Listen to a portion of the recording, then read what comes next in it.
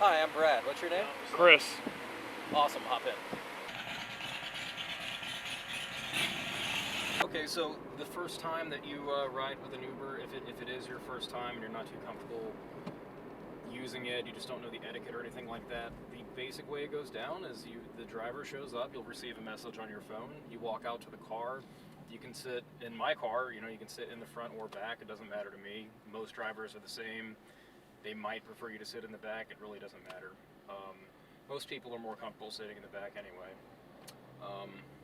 Your first time, just hop in the back. Once you're in there, just when you open the door, you'll receive a message saying the name of your driver, and just verify the driver's name, especially if you're not at home. Like if you're out at a bar and it's a crowded area, it might be an Uber coming to look for someone else. So when you open the door, if the driver on your notice, his name is Bob, just say, "Hi, Bob," and if the guy, he'll tell you if he's the wrong guy, and he'll also ask your name, just because you don't want to hop in someone else's ride, and you don't want them hopping in yours, because you might be going 3 blocks and they're going 20 miles, and then all of a sudden you're getting charged for their much more expensive trip, and nobody's happy.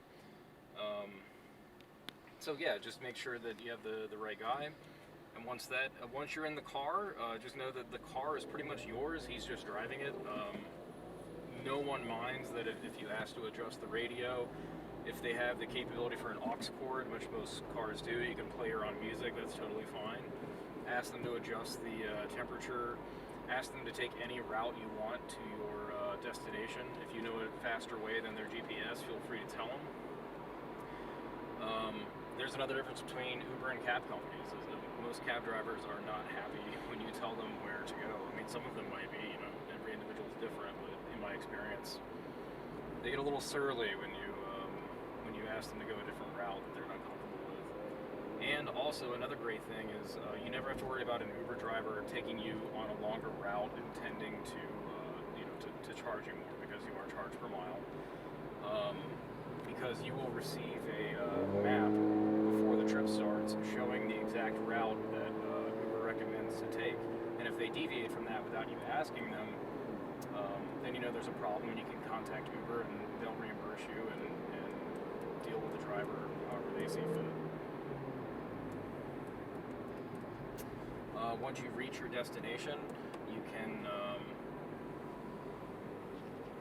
you get out of the car, and the driver ends the trip. Once the trip is ended, you'll receive a notice saying how expensive the trip was, or how much the trip cost. And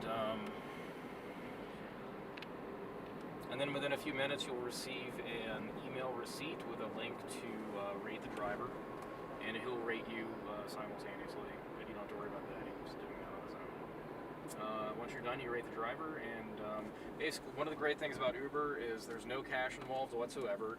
All of the financial transactions are being taken off of your debit or credit card that you have on file with Uber. The driver isn't charging you, and you're not tipping the driver or anything like that. So there's really no money changing hands between you and the driver.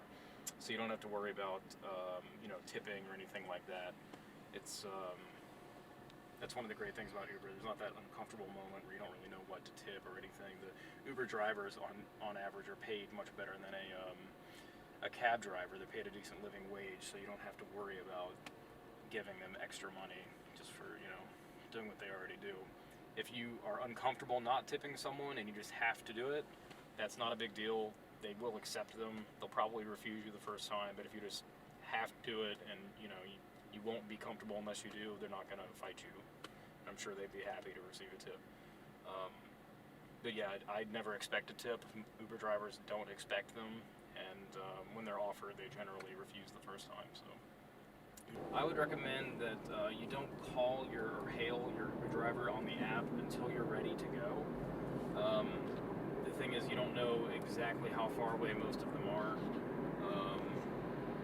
You might be in the middle of doing your hair or something like that, or taking your shower, and you think you just want to hail the driver just so it speeds things up. But oftentimes they'll get there a lot quicker than you anticipate, and then they're out there waiting, and they really only have to wait for you for about 10 minutes, and then they can leave, and you're going to get charged $5 for not even receiving a ride. So it's best just to call the driver once you're ready to go. You might have to wait a few minutes, but it'll just be a more smooth operation.